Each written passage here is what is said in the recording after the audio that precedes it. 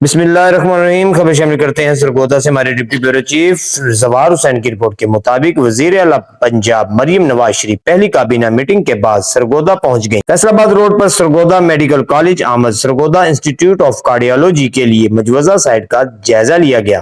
Institute of cardiology project پر briefing دی گئی۔ کارڈیالوجی انسٹیٹیوٹ میں cardiology ward, cath lab, angio ward, nursing, doctor hostel اور دیگر شعبے قائم ہوں گے۔ انسٹیٹیوٹ آف کارڈیالوجی میں سی سی یو، آئی سی یو اور او پی ڈی شامل۔ ہسپتال کی تعمیر کے لیے عوام کی آمد و رفت میں آسانی کو مد نظر رکھا جائے گا۔ سرگودا ڈی ایچ کیو ہسپتال کو بھی اپ گریڈ کیا جائے گا۔ رکن قومی اسمبلی ڈاکٹر ذوالفقار، سینئر صوبائی وزیر مریم اورنگزیب، صوبائی وزیر خواجہ سلمان رفیق، خواجہ عمران نذیر، زہیب برت، مشیر Pervaiz Rashid, chief secretaries, commissioner Sargodha, R P O, deputy commissioner اور دیگر حکام بھی اس موقع پر موجود تھے۔